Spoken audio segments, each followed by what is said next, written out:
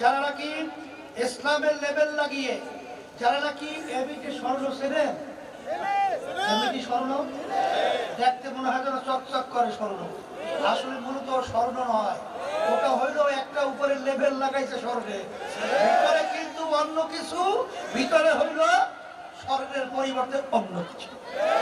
আজকেও আমাদের সামনে এক শ্রেণী ইসলামের নামে লেবেল লাগিয়ে আজকে আমেরিকার নীতি আদর্শ বাস্তবায়ন করতে চায়, আজকে ভারতের কালচার বাস্তবায়ন করতে চায়, আজকে বিদেশির কালচার বাস্তবায়ন করতে চায়।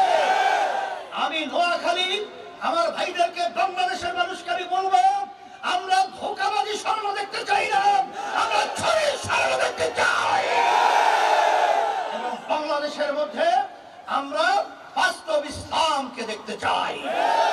যদি যদি চাই তাহলে আমি সকল পূজার আহ্বান জানাবো। আজকে ইসলামী আন্দোলন বাংলাদেশ অনেকে মনে করেছিল যে আমরা একা হয়ে গেছি, না, আল্লাহর ভজনে আমরা একা হই নাই, আমাদের সঙ্গে আল্লাহ রয়েছে, আমাদের সঙ্গে বাংলাদেশ সম্মানিত উলামায়ে কিরাম রয়েছে, আমাদের সঙ্গে যারা ইসলামকে ভালোবাসে সেই আমার ভাইরা, আমার মা বোনেরা রয়েছে, আজকে যারা দেশকে ভালোবাসে তারা আমাদের সাথে রয়েছে, ধোঁকাবাজদের সাথে নাই, থাকবে না।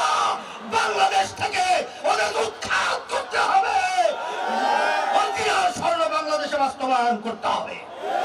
এই লক্ষ্যকে সামনে নিয়ে আপনারা জানেন, আপনাদের এলাকার সন্তান, বিশেষ করে এই আসনে আমারই সন্তানের মতো আমার ভাই এবং আমার এক কথায় ছাত্র আন্দোলন থেকে সে সংগঠন করে আসছে আমার জহিরুল ইসলাম কাউসার, এরপরে আপনারা দেখছেন খলিলুর রহমান কেন্দ্রীয় দায়িত্বশীল, আমাদের নুরুদ্দিন আমানতপুরি, এরা বিশেষ করে এখানে উপস্থিত হয়েছে, এবং সারা বাংলাদেশে যারা হাত পাখা প্রতীকে আজকে নির্বাচন করতেছে।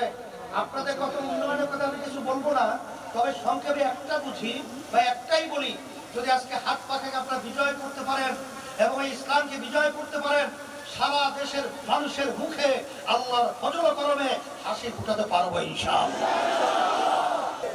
আজকে বাংলাদেশের মধ্যে 54 বছর যারা দেশ পরিচালনা করেছে, ইসলামী নীতি আদর্শ বাদ দিয়ে আমরা তাদের শাসন দেখেছি, তাদের শাসনের মাধ্যমে আমরা পেয়েছি এই দেশটা একবার দুইবার নয়, 5 বারের মতো তাম দুনিয়ার মধ্যে এরা চোরের দিক থেকে, এরা দুর্নীতির দিক থেকে আমাদের দেশকে অপমানিত করে ফাঁস বানিয়েছে, চোরের দিক থেকে তাম দুনিয়ার মধ্যে, বিশ্বের মধ্যে 1 নম্বর আমাদেরকে অপমানিত করে ফাঁস বানিয়েছে।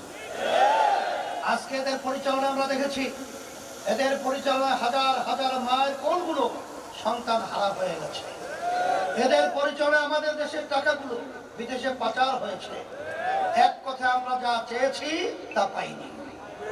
2024 5ই আগস্ট অভ্যুত্থানের পরে আমরা যখন আওয়াজ তুলেছিলাম ইসলামের পক্ষে একটা বাক্স, আলহামদুলিল্লাহ সেই আওয়াজে সারা দেশের মানুষ তারা যখন নাকি আমাদের সাথে একমত হয়ে যখন তারা একাত্মতা প্রকাশ করলো, তখন এক শ্রেণীর বিশেষ করে একটা দল ইসলামের নামে ওরা ইসলামের পরিবর্তে ক্ষমতার লোভী হয়ে গেছে।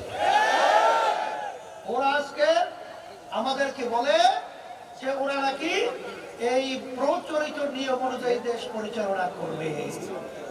আমি বলবো, প্রচলিত নিয়ম অনুযায়ী দেশ পরিচালনার মাধ্যমেই তো আমাদের দেশের মায়ের কোলগুলো সন্তান হারা হয়ে গেছে। আজকে হাজার হাজার লক্ষ কোটি টাকা আমাদের দেশ থেকে বিচার পাচার হয়ে গেছে। এই আইনের মাধ্যমে পরিচালিত হয় আমাদের দেশের মধ্যে দুর্নীতিতে 5 বার চোরের দিক থেকে ফাঁস হয়েছে, কথা ঠিক না?